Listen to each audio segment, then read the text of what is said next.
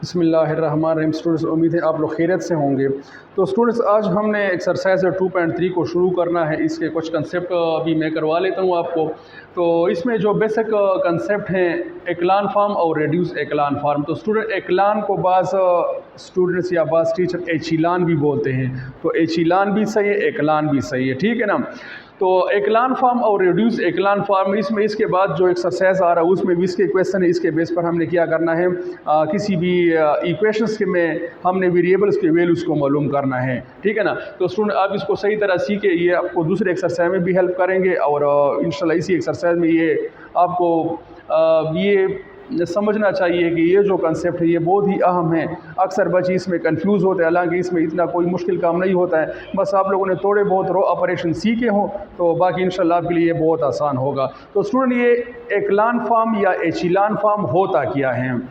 इसमें स्टूडेंट बहुत सिंपल सी बात है कि इसमें नंबर ऑफ ज़ीरोज़ को हम लेफ़्ट साइड से रो बाई रो इंक्रीज़ करेंगे। इस बात को ज़रा तवज्जो से सुने। एचिलान फॉर्म क्या होता है? हम किसी भी मैट्रिक्स में ज़ीरो की तादाद लेफ़्ट से रो बाई रो इंक्रीज़ करेंगे, ठीक है ना। जिस तरह अभी यहाँ पर हमारे पास ये एक मैट्रिक्स है, मैंने स्टैंडर्ड मैट्रिक्स लिखा A11, A12, A13 up to A3 थी। तो इसमें क्या करेंगे हम, मैंने रो ऑपरेशन या कॉलम ऑपरेशन पढ़ लिए हैं। तो मैं देखिए ये नॉन ज़ीरो एलिमेंट है, सारे नॉन ज़ीरो हैं। यहाँ पर क्या करूँगा, मैं एक ज़ीरो लाऊंगा रो ऑपरेशन की मदद से, ठीक है ना। इसमें एक ज़ीरो आ गया। और स्टूडेंट, ये बात आपको पता होना चाहिए कि ये ज़ीरो काउंट होता है एचिलान में, रिड्यूस एचिलान फॉर्म में। जबकि यहाँ पर अगर आपके पास नंबर है और नंबर के बाद ज़ीरो आ रहे हैं, वो काउंट नहीं होते हैं, ठीक है ना। या फिर इस तरह समझे कि हमारे पास देखिए ये एलिमेंट है, इसके बाद जो दो नंबर आपको आ रहे हैं उसको आप लोगों ने ज़ीरो करना है। कॉलम नंबर फर्स्ट में यहाँ पर नॉन ज़ीरो आएगा और बाकी जो दो एलिमेंट आपको नज़र आ रहे हैं वो ज़ीरो ज़ीरो ही होंगे। तो देखिए इस ये नॉन ज़ीरो एलिमेंट से इसमें एक ज़ीरो आ गया, ज़ीरो की तादाद लेफ्ट साइड से इंक्रीज हो रही है, लेफ्ट साइड से स्टार्ट से। तो ये देखिए ज़ीरो, और यहाँ पर भी ये एलिमेंट भी हमने ज़ीरो कर लिया। ज़ीरो स्टूडेंट डायरेक्ट ज़ीरो नहीं होते, इसको हम रो ऑपरेशन से फिर ज़ीरो करेंगे। मैं इसका फॉर्म सिर्फ आप लोगों को समझा देता हूँ, ठीक है ना। तो ये जो आपको नज़र आ रहा है इसको क्या कहते हैं? इसको कहते हैं एचिलान फॉर्म या एक्लान फॉर्म, ठीक है ना। अच्छा, दूसरी बात यह है कि इसमें ज़ीरो के बाद जो पहला जो नंबर आपको नजर है इसको पिवोट एलिमेंट कहते हैं। क्या कहते हैं इसको? पिवोट एलिमेंट इसको कहते हैं। ज़ीरो के बाद जो पहला नॉन ज़ीरो नंबर आता है इसको पिवोट एलिमेंट कहते हैं। तो स्टूडेंट, ये आपको जो नज़र आ रहा है इसको कहते हैं एचिलान फॉर्म, ये इसका मॉडल है, ठीक है ना। अच्छा, इसको अगर मैं इसकी मिसाल आपको इस तरह दे सकता हूँ कि 4 5 3, यहाँ पर मैंने लिखा 0 5 1 0 0 9। ये आपको एक एक्लान फॉर्म नज़र आ रहा है। अब स्टूडेंट, अगर मैंने यहाँ पर 0 लिख लिया, ये देखिए, तो ये 0 काउंट नहीं होता है, ठीक है ना। या फिर मैंने यहाँ पर 0 0 लिख लिए हैं, ये 0, ठीक है ना। ये 0 इसमें काउंट नहीं होंगे। सिर्फ आपके पास 0 जो काउंट होंगे वो क्या होंगे? वो स्टार्ट से जो 0 आ रहा है, स्टार्ट से ये 3 0 काउंट होते हैं। यहाँ पर हम कह सकते हैं कि हमने 0 की तादाद इंक्रीज की है कि ये पहला आ गया। आप कहेंगे सर ये भी है तो ये काउंट नहीं होता, ये काउंट होता है, ये पहला, ठीक है ना। इस सेकंड रो में ये एक 0 आ गया शुरू से और ये 2 आ गए। तो स्टूडेंट, इसको कहते हैं एचिलान फॉर्म या एक्लान फॉर्म। और इसके बाद ये 9 जो आपको नजर है इसको कहते हैं पिवोट एलिमेंट, ये 5 जो है ना इसको कहते हैं पिवोट एलिमेंट। अब स्टूडेंट आते हैं रेड्यूस एक्लान फॉर्म की तरफ। तो रेड्यूस एक्लान फॉर्म क्या होता है? बहुत सिंपल सा है।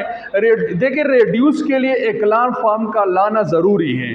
आपसे जब पेपर में रेड्यूस एक्लान फॉर्म मांगेगा तो आप सबसे पहले एक्लान फॉर्म मालूम करोगे, इसके बाद फिर आप जाओगे इसमें रेड्यूस एक्लान फॉर्म में। इसकी थोड़ी सी समरी मैं आपको बता देता हूँ। अच्छा, इसके बाद रेड्यूस एक्लान फॉर्म क्या होता है? इसमें ये 0 के बाद जो पिवोट एलिमेंट आता है वो क्या होता है? वो 1 होता है, बस ये रेड्यूस एक्लान फॉर्म है, ठीक है ना। तो 0 के बाद जो पहली एंट्री जो आपको नजर आता है उसको अगर आप यूनिट कर ले, 1 बना ले, तो इसको फिर क्या कहते हैं? इसको कहते हैं हम रेड्यूस एक्लान फॉर्म। लेकिन हर फेस की एक्सटेंडेड फॉर्म होती है। तो पेपर में स्टूडेंट जब भी आप लोगों से रेड्यूस एक्लान फॉर्म मांगे तो आप इसको क्या करें? 1 0 0 0 1 0 0 0 1। स्टूडेंट, यहाँ पर ये आपको आइडेंटिटी मैट्रिक्स नजर आता है। तो ये रेड्यूस एक्लान फॉर्म की स्टैंडर्ड फॉर्म है, ठीक है ना। इसलिए कि देखिए पिवोट एलिमेंट यहाँ पर क्या है 1 है और इधर भी 1। असल में कंसेप्ट इसी के होते हैं कि रिड्यूस एक्लान फॉर्म में क्या होता है, बाकी ये जीरो जो है ना वो इसमें काउंट नहीं होते हैं। हम इन 3 जीरो को देखेंगे। ये देखिए यहाँ पर जो जीरो आ रहा है इसको हम नज़र में रखेंगे और इसको हम रो ऑपरेशन से या कॉलम ऑपरेशन से क्या करेंगे, इसको ज़ीरो बनाएंगे। तो अब हम आते हैं स्टूडेंट एक्सरसाइज की तरफ। एक्सरसाइज में जो पहला क्वेश्चन है वो इसी रिड्यूस एक्लान फॉर्म और रिड्यूस एक्लान फॉर्म का है, ठीक है ना। तो अब आते हैं स्टूडेंट्स एक्सरसाइज की तरफ। एक्सरसाइज 2.3 इसमें पहला जो क्वेश्चन है, reduce each of the following matrix to the indicated form. Indicated form का मतलब कि आपको सेट पर दिया गया है कि इसको आप लोगों ने किस चीज़ में कन्वर्ट करना है। तो इसके साथ सेट में लिखा है कि एक्लान फॉर्म, एक्लान फॉर्म। तो स्टूडेंट शायद आपको क्लास में टीचर ने एचिलान बोला हो, तो एचिलान भी सही है और एक्लान भी सही है, ठीक है। तो इस क्वेश्चन को हमें जो मैट्रिक्स दिया गया है इसको हमने एचिलान फॉर्म में या एक्लान फॉर्म में कन्वर्ट करना है। स्टूडेंट मैंने आपको कहा था कि फर्स्ट कॉलम पर आप लोग नज़र रखेंगे, रो ऑपरेशन में भी हमने इसको पढ़ा है।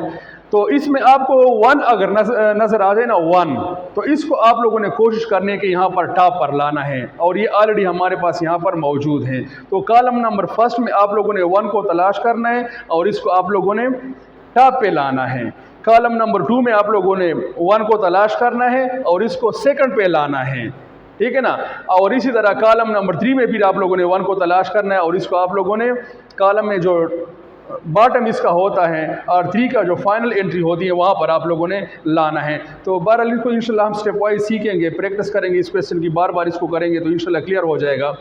अच्छा, अब स्टूडेंट टॉप पे हमारे पास ये 1 ऑलरेडी मौजूद है। इस 1 के नीचे 2 नंबर जो आपको नज़र आ रहे हैं ये 2 और ये 3, इसको स्टूडेंट हमने क्या करना है, 0 बना देना है।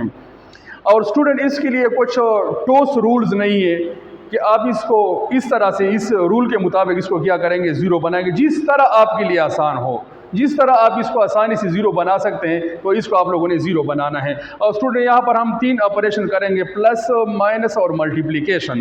प्लस माइनस मल्टीप्लिकेशन ये ऑपरेशन यहाँ पर यूज़ होते हैं, इसके बेस पे हमने इस पे काम करना है। तो स्टूडेंट अब आप आते हैं इस 2 को पहले क्या करते हैं, 0 बना देते हैं। तो स्टूडेंट आप अगर देखें इस 1 को अगर हम 2 से मल्टीप्लाई करें, इस 1 को अगर 2 से मल्टीप्लाई करें तो ये क्या बन जाता है, 2 1s are 2 बन जाता है, ठीक है ना। 2 1s are 2 बन गया और फिर इस 2 से इसको माइनस करें तो फिर ये 2 क्या होता है, हमने तो इस 2 को 0 बनाना है तो ये फिर 2 क्या हो जाएगा, ये 0 हो जाएगा। तो आते हैं इसका रो ऑपरेशन हम किस तरह लिख लेते हैं, देखें स्टूडेंट हमने इस 2 को 0 बना देना है। तो ये 2 लिखा कहाँ पर है, ये R2 में लिखा हुआ है, सही है। इस 1 को हम 2 से मल्टीप्लाई कर रहे हैं, ये 1 लिखा कहाँ पर है, ये R1 में लिखा हुआ है। और फिर आप लोगों ने पढ़ लिया कि जब इसको 2 से मल्टीप्लाई करेंगे तो फिर इस 2 से माइनस करेंगे तो बीच में क्या लिखेंगे, माइनस लिखेंगे। तो स्टूडेंट जब आप ये फार्मूला यूज़ करोगे तो आप देखेंगे कि ये 2 क्या हो जाएगा, वो 0 हो जाएगा। लेकिन ये चेंज कहाँ पर आएगा, चेंज सिर्फ R2 में आएगा। और ये जो फार्मूला आपने लिखा है ये सिर्फ इस एलिमेंट के लिए नहीं है, ये R2 के जितने भी अरकान है इसके लिए भी होगा, इसके लिए भी होगा, इस 4 के लिए भी यही फार्मूला होगा। तो देख लेते हैं, देखिए आप स्टूडेंट। तो स्टूडेंट रो ऑपरेशन के वीडियो में मैंने आपको बताया था कि चेंज कहाँ पर आएगा, जो रो टॉप पर लिखा होता है ना ये चेंज इसमें आएगा। लिहाजा R1 और R3 हम इसी तरह लिखेंगे। देखिए 1 3 -1 मैंने इसी तरह लिख लिया, R3 में इसी तरह लिखना हो 3 4 और -5। तो स्टूडेंट आते हैं ज़रा मैं आपको रफ में करवा लेता हूँ कि ये फार्मूला हम किस तरह इस्तेमाल करेंगे, किस तरह इसको यूज़ करेंगे। देखिए आप यहाँ पर हम R2 में पहली एंट्री हमें ऊपर नजर आ रही है, वो क्या है, वो 2 है। 2 लिख लिया, फार्मूले को फॉलो करेंगे। इसके बाद -2 लिखेंगे, ये -2 लिख लिया। अब इस 2 के ऊपर R1 में क्या आपको नजर आ रहा है, 1 नजर आ रहा है। तो ये देखिए 2 -2 से क्या आ गया, 0 आ गया। तो ये 0 हम कहाँ पर लिखेंगे, इसी 2 के प्लेस पर लिखेंगे, ये 0 हो गया। अब ये तो इस एलिमेंट पर अप्लाई हो गया। अब जाएंगे आगे, R2 का दूसरा एलिमेंट जो आ रहा है R2 का वो 1 है। तो 1 हम लिखेंगे, ये देखिए फार्मूले में लिखे ना, R2 का दूसरा जो एलिमेंट है वो ये 1 है। इसके बाद -2 लिख लिया, फार्मूले का ये -2। अब इस 1 के ऊपर R1 में क्या है, R1 में 3 है। तो आ जाएगा 1 - 6 विच इज इक्वल टू -5। तो दूसरा एलिमेंट क्या आ जाएगा, यहाँ पर हमारे पास -5 आ जाएगा।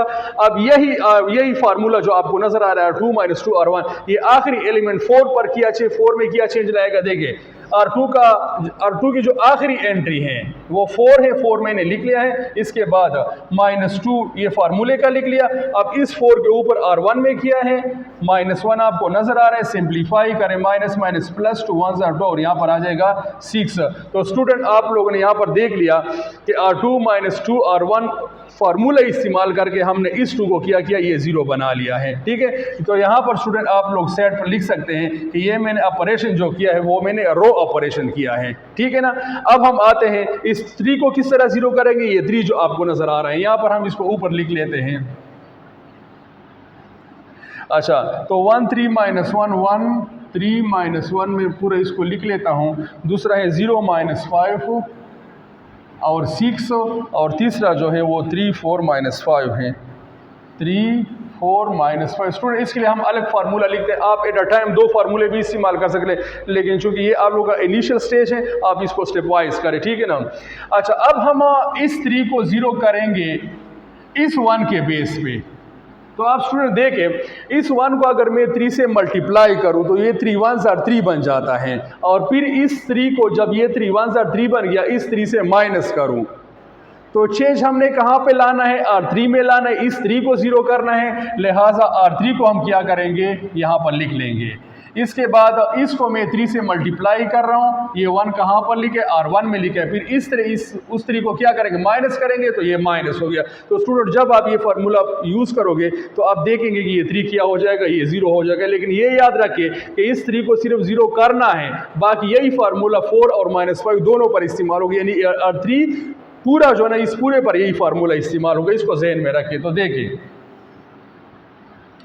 अच्छा, चेंज स्टूडेंट कहाँ पर आएगा, R3 में चेंज आएगा। लिहाजा R1 R2 को हम इसी तरह लिखते हैं, 1 3 -1 0 -5 और 6। स्टूडेंट ये आप तवज्जो से देखिए और इसको सही तरह सीखे। इसके बाद जो रिड्यूस एक्लान फॉर्म आ रहा है उसमें बस थोड़ा सा 1 2 स्टेप ज़्यादा करेंगे, बाकी सारा यही होगा। ठीक है ना। अब देखिए स्टूडेंट, R3 में चेंज आ रहा है, किस तरह आएगा चेंज, देखिए अब आप यहाँ पर यहाँ पर मैं रफ में करवा लेता हूँ। जब प्रैक्टिस करोगे तो बस इस रफ की ज़रूरत नहीं होगी, डायरेक्ट आप लोग कर सकेंगे इंशाल्लाह इसको। ठीक है ना। R3 में फर्स्ट एंट्री क्या आ रही है, वो 3 आ रही है।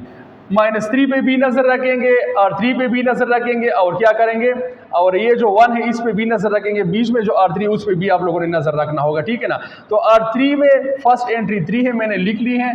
-3 के तरफ आएंगे, -3 ये लिख लिया। इसके ऊपर R1 में आपको क्या नजर आ रहा है, 1 नजर आ रहा है। तो 3 -3 से किया जाएगा, 0 आ जाएगा। ये 0 हम कहाँ पर लिखेंगे, यहाँ पर लिख लेंगे। ठीक है ना, 3 की जगह पर लिख लेंगे। अब इसके बाद जाएं, R3 में जो दूसरा एलिमेंट हमें नजर आ रहा है वो 4 है। इसके बाद -3 ये हो गया। अब इस 4 के ऊपर R1 में आपको क्या नजर आ रहा है, 3 नजर आ रहा है। तो 4 -9 से आ जाएगा -5। तो ये -5 हम कहाँ पर लिखेंगे, इधर लिखेंगे। ठीक है ना। अब इसके बाद आखिरी एंट्री R3 की आखिरी एंट्री क्या है, वो -5 है। -5 ये मैंने लिख लिया है। -3 ये फार्मूले का हो जाएगा, और इस -5 के ऊपर आपको क्या नजर आ रहा है, R1 में -1 नजर आ रहा है। तो -5 + 3 विच इज इक्वल टू -2। तो यहाँ पर हम लिखेंगे -2। तो स्टूडेंट आप देख रहे हैं कि 0 की तादाद स्टेप वाइज बढ़ रही है, रो बाई रो। इसमें एक 0 आ गया, इसमें एक 0 आ गया, ये दूसरा भी अगर 0 आ जाए तो फिर हमारा काम हो गया है। 0 की तादाद लेफ्ट साइड से रो बाई रो इंक्रीज हो गई, और यही होता है एशिलान फॉर्म या एकिलान फॉर्म। ठीक है ना। अब स्टूडेंट हमारा क्या है, इसके बाद आप लोग यहाँ पर लिख सकते हैं रो ऑपरेशन हमने किए, ऊपर लिखा है फार्मूला। ठीक है ना। अब इसके बाद हम आखिरी स्टेप है, इस -5 को क्या करना है, हमने 0 बनाना है। ठीक है ना। तो इस -5 को अगर हम 0 बना लेंगे तो फिर क्या हो जाएगा, 0 की तादाद बढ़ जाएगी ना, और यही तो एशिलान फॉर्म या एकिलान फॉर्म के कंसेप्ट है। अच्छा स्टूडेंट, इस -5 को आप देखेंगे कि 3 की मदद से या -5 की मदद, इन दोनों की किस की मदद से आप आसानी से इसको क्या कर सकते हैं, 0 कर सकते हैं। तो स्टूडेंट अगर आप देखें, ये -5 की मदद से हम इसको आसानी से क्या कर सकते हैं, 0 बना सकते हैं। तो हमने इस -5 को 0 बनाना है। ये कहाँ पर लिखा है, ये R3 पर लिखा है, R3 में लिखा है। ठीक है ना, R3 में हो गया। अब इस 5 से अगर ये रफ में ज़रा देखें, इस 5 से अगर मैं इस -5 को माइनस करूं तो -5 -5 तो -5 + 5 से क्या आता है 0 आता है। तो हम ये कर सकते हैं कि क्या करें, इस -5 से ये -5 माइनस करना है, ठीक है ना। बाकी इसमें स्केलर मल्टीप्लिकेशन नहीं है, सिंपल स्टेप है। तो -5 से इस -5 को माइनस करना है, इस -5 को 0 करना है, कहाँ पर लिखा है R3 में लिखा है। इससे माइनस करना है, इस -5 को ये कहाँ पर लिखा है R2 में लिखा है, और माइनस कर रहे हैं तो ये मेरे बीच में माइनस लिखा है। तो अब करस्पॉन्डिंग एलिमेंट को आप देखिए किस तरह इसको हम करेंगे करस्पॉन्डिंगली। तो देखिए अब आप तो -3 जो है चेंज कहाँ पर आएगा, ये R3 में आएगा। R3 में पहले क्या है 0 है। इस देखें आप अगर इस तरह करें कि इसको पहले आप R1 और R2 को इस तरह लिखें तो आप इसको लिख सकते हैं, ये ज़रा आसान होगा आप लोग लिए। चेंज R3 में चूंकि आएगा लिहाजा R1 हम इसी तरह लिखते हैं और R2 इसी तरह लिख लेते हैं। अब देखें, अब इसको आप डायरेक्ट यहाँ पर आप ऊपर नीचे देख सकते हैं, इस 0 से ये 0 माइनस किया तो क्या आ गया 0 आ गया। रफ में भी आप लिख सकते हैं, तो इसके रफ की जरूरत भी नहीं है, तो सिंपल सी बात है 0 - 0। अब -5 इस -5 से ये -5 माइनस करते हैं, ये वहाँ पर भी मैंने रफ में करवा लिया था। तो +5 विच इज इक्वल टू 0, तो ये क्या हो गया ये 0। यही हमारा टारगेट था, ये हमारा मकसद था कि ये -5 0 हो जाए। अब इसके बाद R3 में जो आखिरी एंट्री आ रही है वो -2 की है, माइनस इसके बाद ये फार्मूले का, इसके बाद R2 का ऊपर कौन सा एलिमेंट है 6 है, तो इससे आ जाएगा -2 - 6 विच इज इक्वल टू -8। तो स्टूडेंट यहाँ पर आ गया -8। स्टूडेंट आपको स्क्रीन पे जो मैट्रिक्स नजर आ रहा है 1 3 -1 0 -5 6 0 0 -8, ये क्या है, ये रिक्वायर्ड एक्लान फॉर्म है। ये क्या है, ये आ गया एक्लान फॉर्म, ठीक है ना।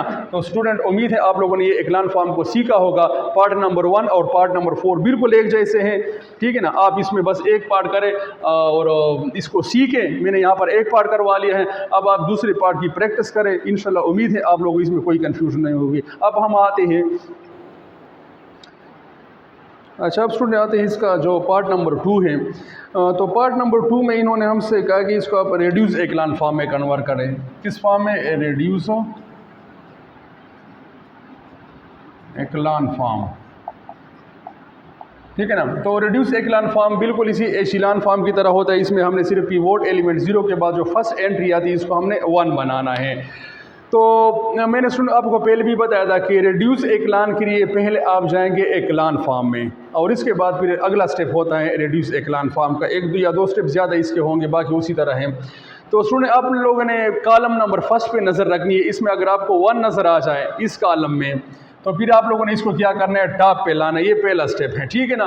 तो 1 हमें नज़र आ गया, ये 1 है, तो इसको हमने यहाँ पर लाना है। अब देखिए ये 1 R2 में है और ये 2 जो है ये R1 में है, तो इसका तो ये मतलब हो गया कि हमने R1 और R2 की जगहों को चेंज करना है। तो स्टूडेंट मैंने आपको रो ऑपरेशन के वीडियो में बताया था कि इसको हम किस तरह चेंज कर सकते हैं। देखिए R1 इंटरचेंज किस रो के साथ चेंज हो रहा है, R2 के साथ चेंज हो रहा है। तो इस तरह भी स्टूडेंट आप लोग लिख सकते हैं और इस तरह भी लिख सकते हैं कि R1 2, यानी कि 1 और 2 के हम जगह चेंज कर रहे हैं। तो देखिए तो स्टूडेंट R2 जो है ना ये आ जाएगा R1 की जगह 1 -1 2 -3, और ये स्टूडेंट इस 1 की जगह, इस 1 की वजह से ये यहाँ पर टॉप पर आ रहा है, ठीक है ना। बाकी 2 3 -1 और 9, बाकी इसमें क्या है R3 का जिक्र भी नहीं है। देखिए आपको नज़र आ रहा है R1 और 2 यहाँ पर सिर्फ लिखे हैं, लिहाजा R3 को हम अपनी जगह पर लिख लेते हैं, ठीक है ना। अच्छा अब स्टूडेंट इस 1 के बेस पे हमने इस 2 को और इस 3 को क्या करना है, 0 बना देना है। तो यहाँ पर आप देखिए इसको, इसके लिए हम यहाँ पर फार्मूला लिख ले। यहाँ पर भी सेट पर आप लोग लिख सकते हैं कि यहाँ पर हमने रो ऑपरेशन कर लिया। इस फार्मूले को जब हमने यूज़ किया R1 R2 को इस मैट्रिक्स में, तो यहाँ पर हमने रो ऑपरेशन कर लिए हैं। अब आप स्टूडेंट देखिए इस 1 की मदद से हमने इस 2 का और इस 3 को 0 बनाना है। तो पहले हम इस 2 को 0 कर रहे हैं। किस तरह करेंगे, इस 1 को अगर मैं 2 से मल्टीप्लाई करूँ तो ये 2 1 2 हो जाएगा, और फिर इस 2 से माइनस करूं तो फिर क्या हो जाएगा, ये 2 0 हो जाएगा। अब इस 2 को 0 करना है। ये स्टूडेंट हमने कहाँ पर ये लिखा, कहाँ पर, ये R2 पर लिखा है। देखिए R2 में लिखा हुआ है, लिख लिया। इस 1 को 2 से मल्टीप्लाई कर रहे हैं, ये कहाँ पर लिखा हुआ है, ये R1 में लिखा है। और इसके बाद क्या कर रहे हैं, माइनस कर रहे हैं, तो R2 - 2 R1 फार्मूला हम यूज़ करेंगे। तो आप देखेंगे यहाँ पर एट अ टाइम आप 3 के लिए भी फार्मूला यूज़ कर सकते हो, ठीक है ना, लेकिन बस इसको एक स्टेप ज़्यादा दिया करें, फिर आप कंफ्यूज नहीं होंगे इसमें, ठीक है ना। तो चेंज स्टूडेंट किस में आएगा, R2 में आएगा, लिहाजा R1 को मैं इसी तरह लिख रहा हूँ 1 - 1 2 और -3। अच्छा, चेंज R2 में आ रहा है, तो लिहाजा R3 को भी हम इसी तरह लिख लेते हैं 3 1 3 और फिर यहाँ पर 2। तो अब देखिए ये फार्मूला स्टूडेंट हम अप्लाई कर रहे हैं R2 - 2 R1।